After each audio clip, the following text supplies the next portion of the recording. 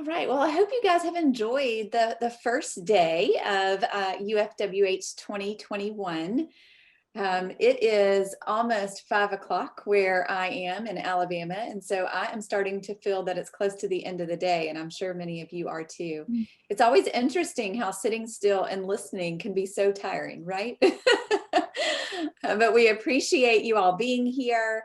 I'm Alicia Powers. I'm the Managing Director for Hunger Solutions Institute at Auburn University, and we serve as the Secretariat for Universities Fighting World Hunger Worldwide. And so we were so pleased to be able to partner with UC Davis and the University of California System to host this year. I'm just saddened that we were not able to be there in person. With this being the first time on the West Coast, we were surely anxious to be there.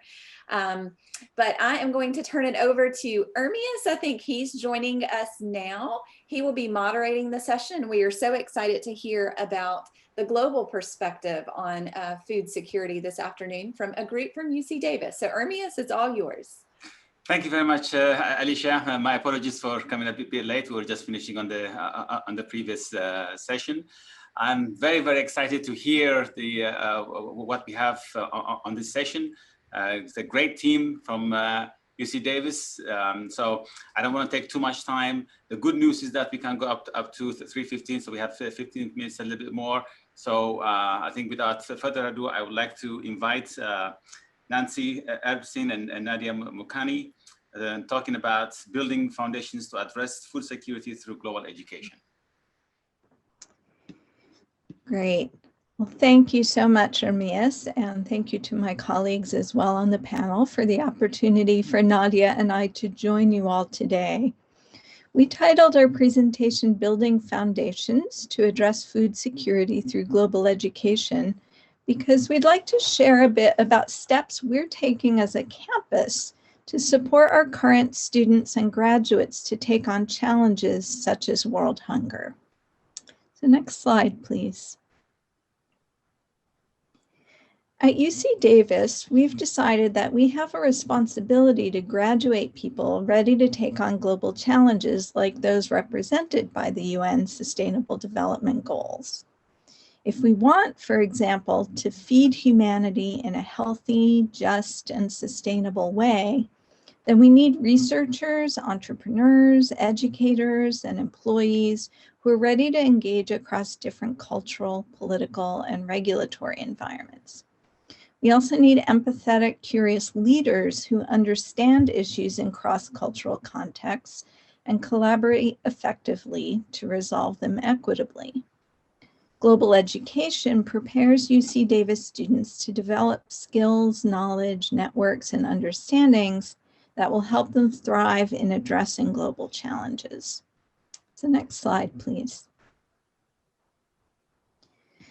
A steering committee at UC Davis, including faculty, administrators, staff, and students, thought a lot about some of the key capacities that we'd like students to develop, the kinds of capacities that will help you collaborate effectively across cultural and geographic boundaries to tackle various global challenges and opportunities, whether they're in your backyard or beyond. We came up with 3 key areas of learning that cut across all fields of study, which together we call global learning. They focus on building global awareness, engaging global diversity, and practicing global action.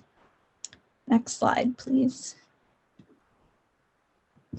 These learning outcomes are the cornerstone of a UC Davis initiative called Global Education for All, which aims to ensure that 100% of UC Davis students, undergraduate, graduate, and professional, all have global learning opportunities.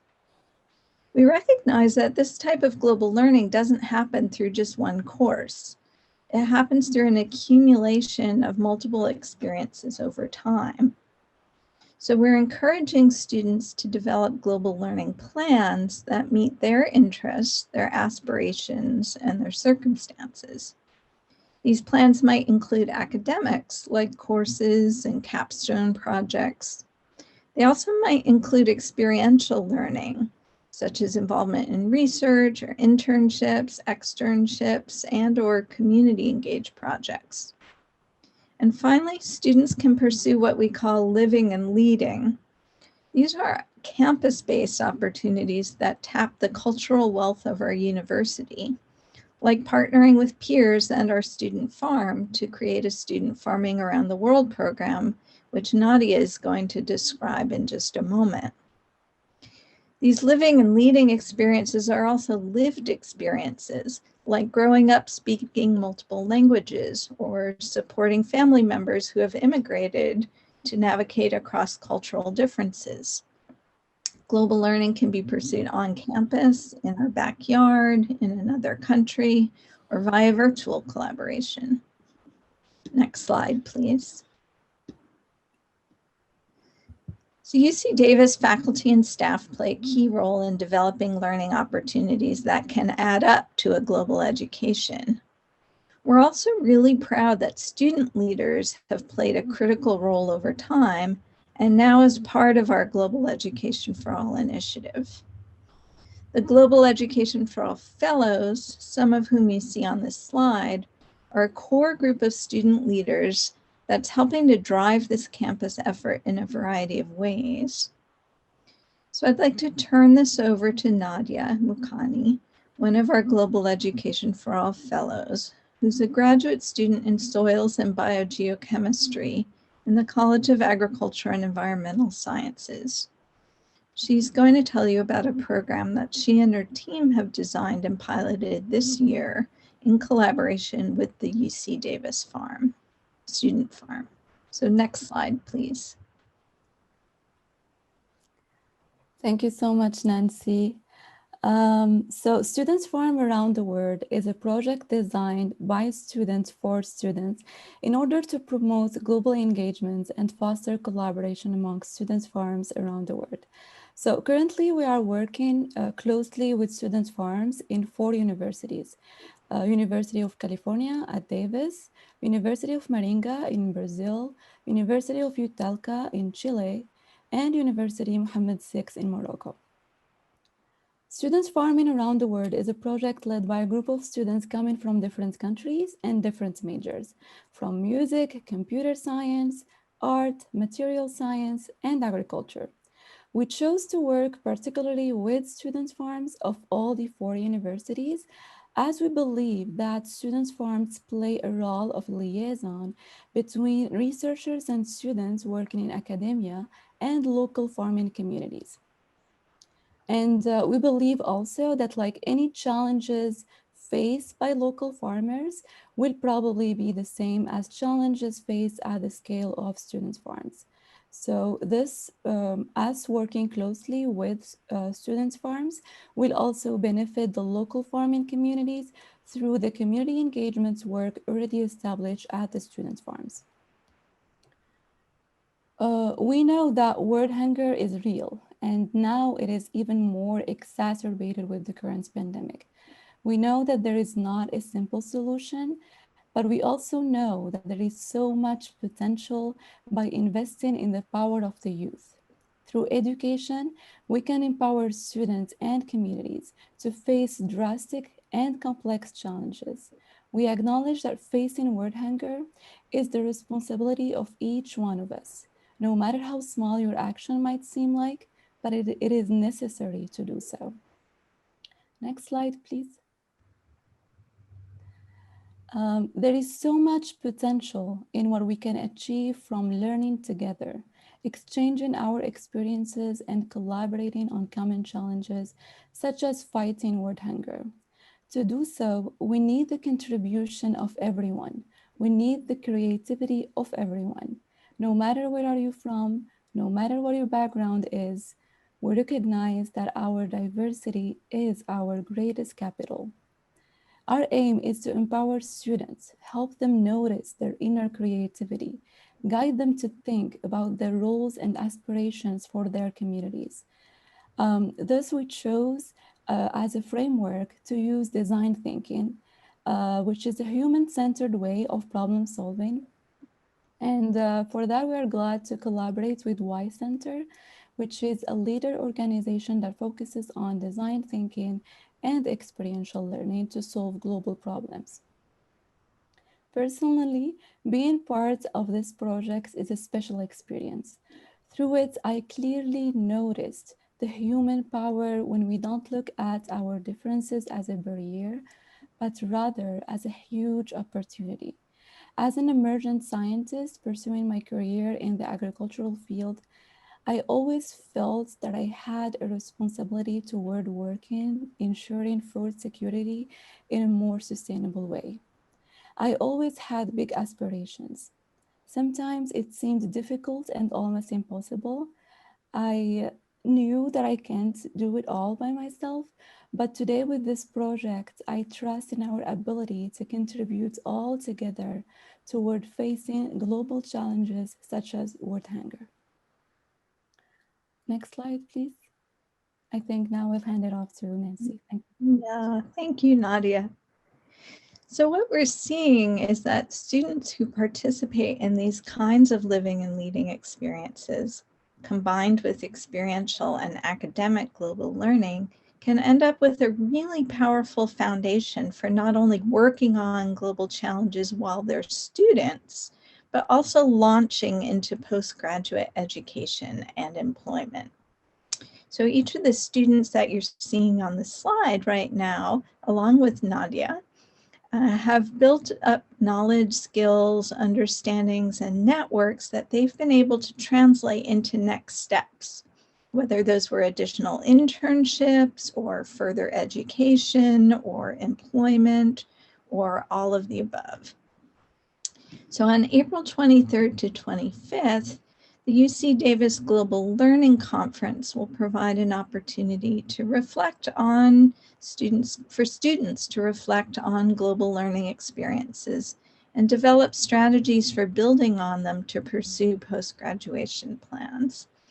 I've included the URL on the slide in case you're interested in attending, and you can learn more about the conference and register there. So again, I just want to thank you for joining us and listening to us today, and I will hand it off to the next speaker. Thank you so much, Nancy and Nadia. Now I'd like to invite Anna Zepeda to talk to us about World Crop Projects. All right, hi. So I'm going to be talking about two different projects. So one that I was a part of, and then one that my friend Lauren was a part of. So I'm a first year geography PhD student at UC Davis, but I previously was a master's student in the International Agricultural Development Program at UC Davis with Lauren. And we both kind of took two distinct routes to think about food security, specifically amongst women. So I'm going to be talking about urban agriculture in Puerto Rico. And so I have three different photos here just to give some background about how they look. And so on the left, we have a very, very free form, organic, form of a farm. And then the one in the middle is more organized. And then the third one, which is a very bad photo, but it was much more, it looked more like the one in the middle. And so they're called huertos in Spanish, and that's what I'm going to call them. So that's what I'm referring to when I say that word. So the purpose of my research, which was for my master's thesis, was to understand how Hurricane Maria affected women urban farmers. And so I was really thinking about how Puerto Rico imports 85% of their food. And that's a number that has increased a lot since the 1950s.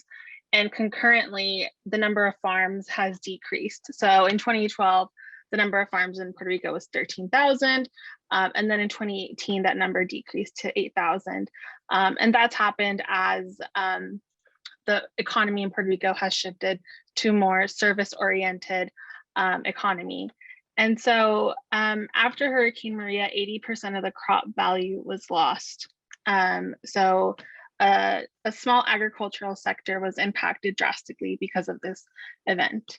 So Puerto Rico is a fairly urban island, so 90% of the population lives in an urban area.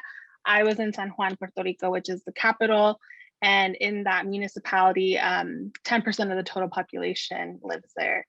The median income is almost $20,000, which is about half of what the lowest US median income in like in Mississippi is, which is the lowest median income, and the US median income is about a third of what it is in Puerto Rico. And so food insecurity was found to be 33% right before Hurricane Maria, and that report wasn't able to be published before Hurricane Maria.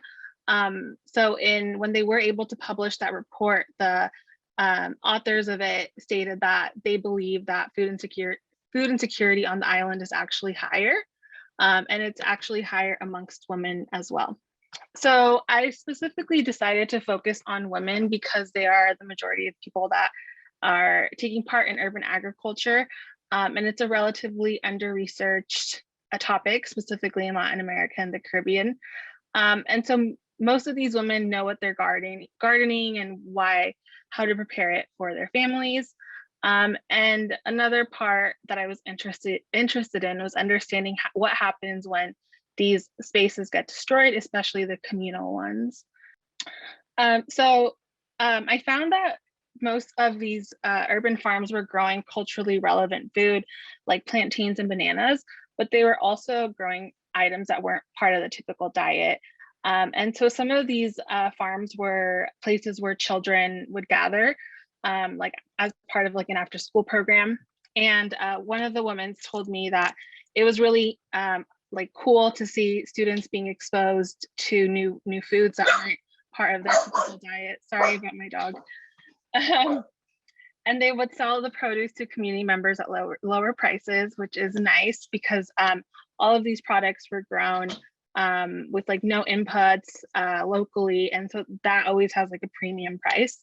And some women also would give the items away for free to community members that they know that were having a hard time financially.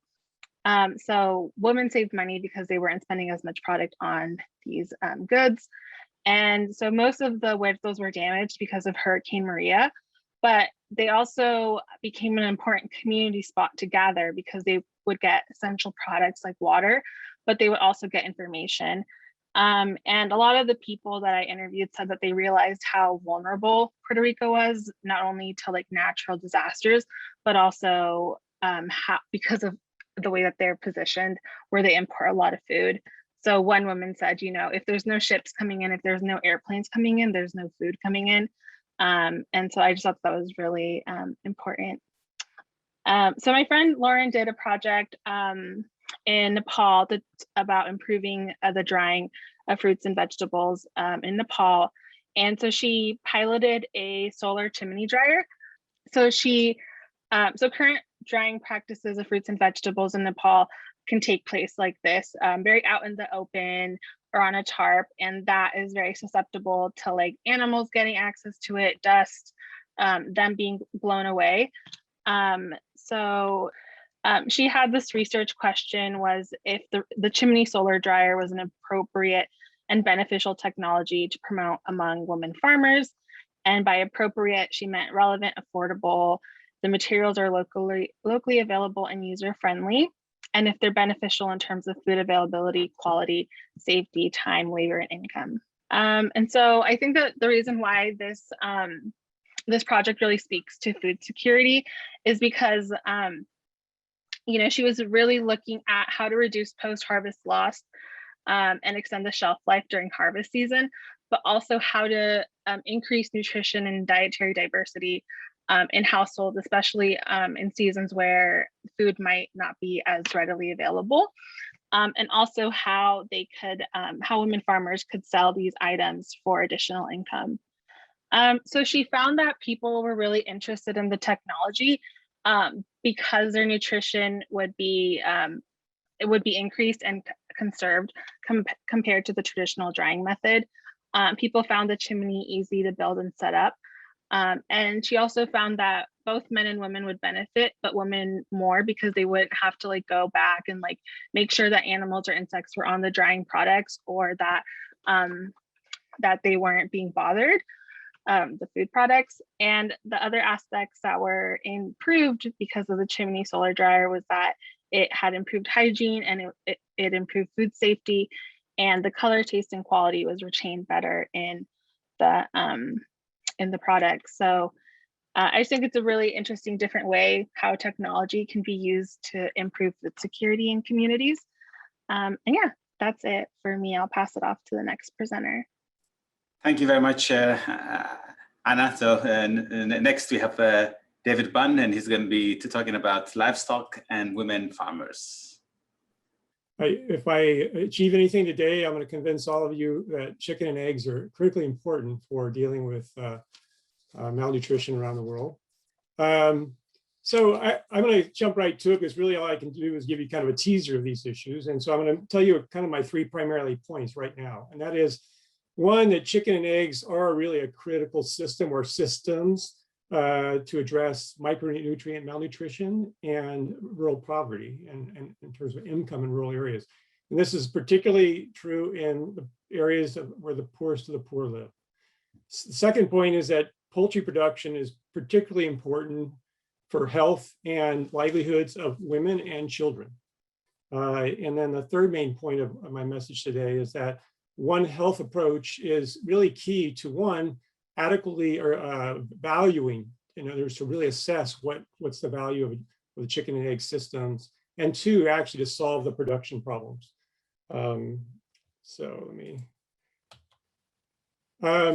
So what is the problem? Well, if you look in the parts of the world like South Asia and Sub-Saharan Africa, where you have the highest rates of stunting due to malnutrition, the rates in countries in those areas typically range between 25 and 30% stunting in children ages 5 and under. Of course, stunting is a combination of things, but it's also in the same areas you have high intestinal parasite rates and other diseases that combine with that. And then if you talk to international nutrition organizations and nutritionists, and you ask them, what are the key micronutrients that are missing of the diets? Really, what they'll talk about things like zinc, vitamins A, the B complexes, the choline, et cetera. I want to share with you a correlation here for a second. So if you ask the question, where's the countries with the highest percentage of stunting? It's South Asia, countries of South Asia, and countries in Sub-Saharan Africa, except South Africa. And the next slide, just look at this slide for a second, and then look at the next. The next one asks the question, where is the least access to eggs? Well, again, it's South Asia and it's Sub-Saharan Africa. Now, these are just a correlation and which one's impacting the other, et cetera. But I think this is interesting because actually also, if you look at these areas, this is where you still have the population is 60 to 80% rural, which means they actually could raise a flock if they're not already raising a flock of chickens. And if they improve production, you could have a very significant impact on their lives and their nutrition. So if you're interested in this issue, this is an article I was lucky to team up with some nutritionists to co-author several years ago. But this would be a great article to start with. If you just Google eggs and uncracked potential, you'll find it. But is this article, one, you ask, why aren't eggs more prevalent? Why aren't they, poor communities are consuming more eggs? And there's actually been a number of biases, and there's been pediatrician advice against it. There's been cultural resistance to it in some places. But this article dives into that, and then it also talks about the potential of the future of it being a key component of fighting or frankly improving food security around the world. So I was fortunate. I'm passionate about chicken. Years ago, I worked in wildlife in East Africa, and then at some point, I just realized we were asking the question: if people aren't to eat bushmeat near wildlife areas, what can they eat? And the answer is, if they don't live near a lake that has fish in it, or the ocean where they can fish, the answer of where poor people can get an animal-based source of food, which would be the best possible source for micronutrients, the answer would be chickens. Even the poorest of the poor can raise chickens. And for example, somebody can borrow a hen, and then they can raise, in 18 months, they can have 20 hens, and they can give a hen back. So it really takes almost no capital to get started in what we call these traditional or village chicken systems, basically a way to start into raising chickens. The other question is, I would say this is one of the overlooked animals for food. When you go to almost any part of the developing world, you see this very common traditional system. You'll see small flocks of chickens running around the street or in the fields near their homes. And people kind of just disregard them, don't pay much attention to them. But really what I see is I see dollar signs and micronutrients running around the ground. And that, I think more people, if they learn about chicken and eggs, that's what they'll start to see too. So let's just look at sub-Saharan Africa. There's been several studies looking at the percent, what's the source of women's income in sub-Saharan and rural parts of sub-Saharan Africa. And 10 to 30% of the woman's income is typically from the sale of eggs or chicken. And then the sociologists will say, well, if from the woman's income, what will they typically spend their income on? They spend it on things for like medical expenses, emergency clinics, visits, clothing, school fees, home repair, very important things for their livelihoods. So again, I mentioned the key value of nutrition.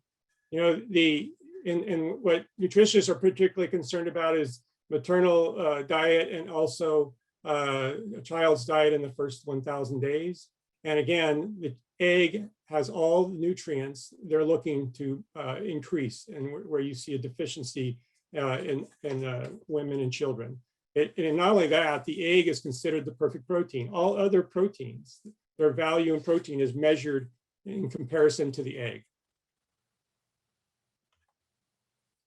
So again, you'll hear, one of the points I want to make is that there are multiple types of chicken production systems. There's big production systems, usually near cities where they have big markets. That's really a completely different system than a small system that you might see across the vast rural areas, say of South Asia or of sub-Saharan Africa.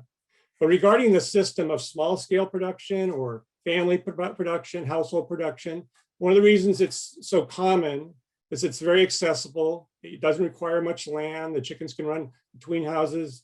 They're easy to raise. It has a very short production cycle. As I mentioned, in 18 months, you can go from one hen to having 18 hens, even in these low output systems. And it's something that women, children, people who are ill can actually take care of, where they have other duties at the household. They can actually take care of chickens. It's very little work to take care of chickens, say, versus trying to harvest crops. Now, chickens have other benefits. They actually control pests. And they also produce really high quality manure that you might put, for example, in your green garden.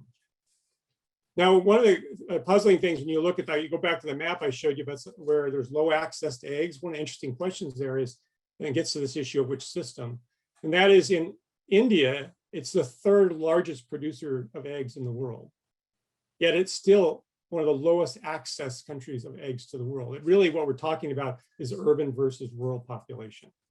And really it takes quite different systems for generally. I mean, not to disregard the previous conversation, in some areas where in the urban environment where you have the ability to potentially raise chickens, but a lot of very dense urban environments, it's not particularly practical. And the more practical system are these large scale production systems near cities where transport is short. But otherwise in the rural areas, I mean, there's frankly somewhat of a divide internationally in development on chicken and production, and that is, people see these low production systems. Well, one of the things that's not really fully exploited is with a little bit of effort, mainly just training. Just training, you actually can increase the production in these low input systems 3 and 4 and 5-fold, which has a dramatic impact on people's nutrition availability and their livelihoods. So I'm going to end with that. And again, this is a huge conversation we could be talking about. But again, my final points are that if you really want to recognize the value of chicken and egg, you really have to look at what does it do for their income. This issue of what is appropriate technology, it can be raised entirely with local resources and appropriate technology. And then the other issue is you have to look at it in terms of that combination of issues of nutrition, the appropriate production, and the disease that may be related to it. You have to have a very holistic view in also having solutions all in there. Thank you. Great. Well, thank you very much, David, for this talk. Well, it's very insightful, a lot of information from this the UC Davis team. I expect no less.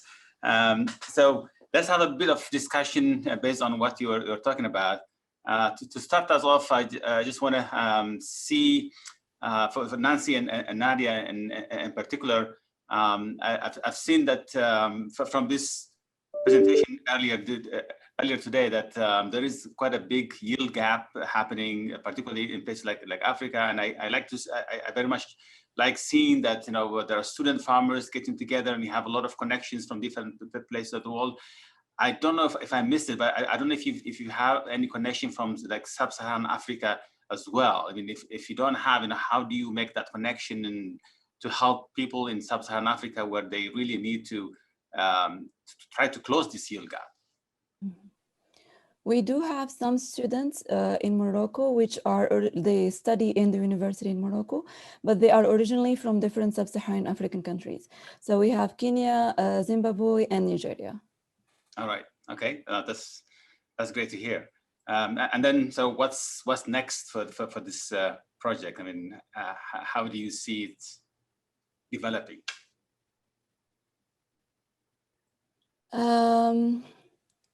I mean, I see it developing in so many ways.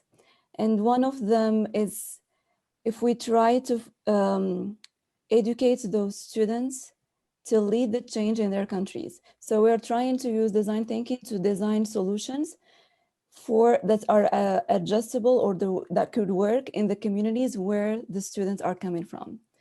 So that is one. And the other thing is that, for example, let's see the Mediterranean climates. It's for the challenges that could be faced in Mediterranean climates, for example, droughts. So droughts in California could be the same as droughts in Morocco. So when the students will gather together, one of the things that they will learn is how did California face droughts, for example, and how did Morocco face droughts, and just exchange things that worked, things that didn't work, and how we can move forward. So yeah, I think there are so many ways how this project can go further, but we're still thinking about exactly to see the nuts and bolts to see how exactly we would frame it. Thank you, Nadia.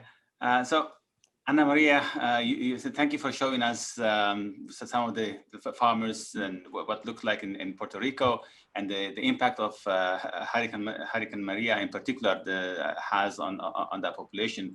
And with climate change, we are expecting more of the hurricanes to come in, and it's going to be even probably worse. Some of the hurricanes might be even worse than Hurricane Maria. So how are women farmers, farmers in general in Puerto Rico getting ready or changing the way that they produce food? Yeah, so it was really interesting to see how some women farmers like took that experience, like living through Hurricane Maria to prepare for the next hurricane. So on one of the farms, they had elevated all of like the plants that they could like 6 feet so that they wouldn't get flooded in case of like a lot of water. And another place, they were going to buy material that was really lightweight and easy to take down so that if they knew that a hurricane was coming, that they could put it inside, because during Hurricane Maria, all of their equipment flew away and got destroyed. And there was another farm that was creating like a plan for like what to do in case of a hurricane. So processes to follow. But there was also a woman who said that she wasn't going to do anything else to prepare, but her farm wasn't impacted as much. And the farm that was creating like a plan, like what to do in case, they were also going to install like a pump so that all like rainwater could be used to be drinkable water. Because during the hurricane, the community had like no drinkable water. And so they wanted to be like a source where people can get those resources. Sorry about my dog. Right. Right. Is there any kind of policy that will help farmers to become more prepared, or if not, what kind of policy do you see helping for farmers to get ready for this? Because it's not a matter of if, it's a matter of when. Yeah, definitely. Yeah, it's a matter of when. Well, right now there aren't any specific policies for urban agriculture in Puerto Rico or to address these issues. So I hope that in the future that we see more of that. I know that a lot of the younger people in Puerto Rico are taking a more active approach into being involved in agriculture because they see that the way that they kind of grew up was not sustainable and not like the correct trajectory for the country. Great. So just moving on to David. You certainly convinced me why eggs are important, and particularly in smallholder farmers all over the world. But I hear this sort of move where people are wanting to transition from animal-based to more plant-based diets. Increase the amount of plants that we have in our diet. And the areas that you show, they are particularly the most populous areas in the world are the ones that show these issues of stunting and all that.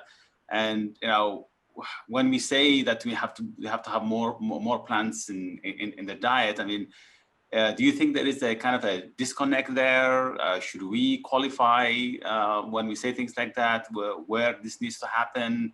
And so, what do you think the role of animal source foods in low-income countries in particular? So this kind of messaging, should it be blanket messaging to everybody, or from what I've seen, particularly raising of poultry is really important, not just for the nutrition part, but also for women to lift themselves out of poverty, which the SDGs are trying to do. So, what's the sort of the right messaging? How do we approach this?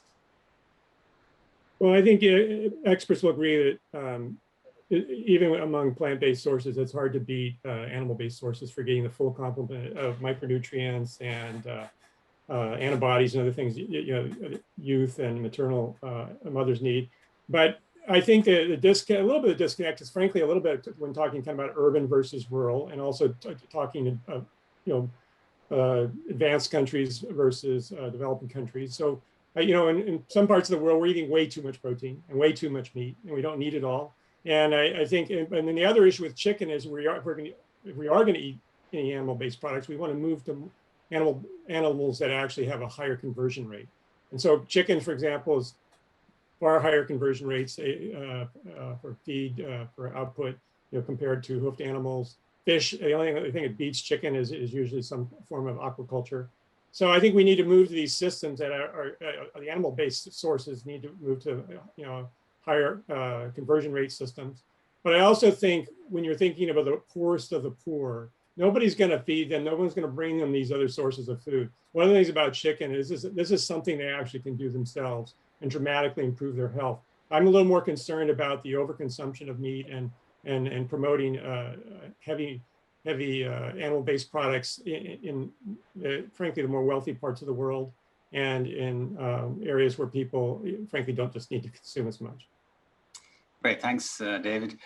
So, Nancy, you're spearheading this award-winning initiative on global education for all.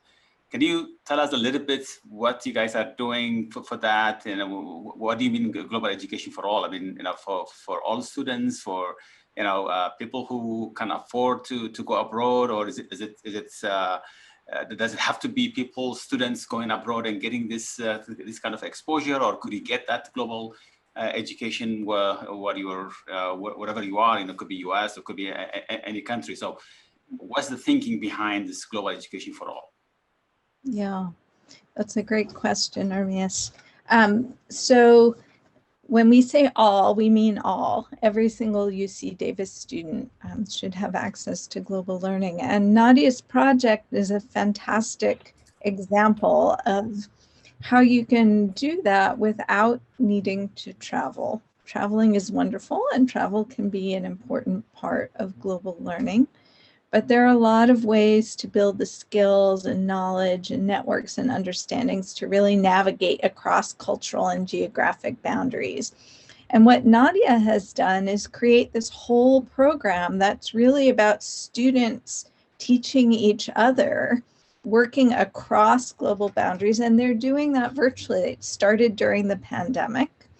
And so what she's done is really connect students who are working at student farms around the world. And one thing that's really exciting about her project that she didn't mention when you asked her a question earlier is that the student farm at UC Davis has actually taken up this project that she and some other students have started, and they're looking to sustain it over time and actually make it part of what they do on a regular basis. So now UC Davis students who are interested in the student farm can not only work at the farm on our campus and work on issues like food systems and sustainability and world hunger, but they can connect with peers all around the world who are doing similar work.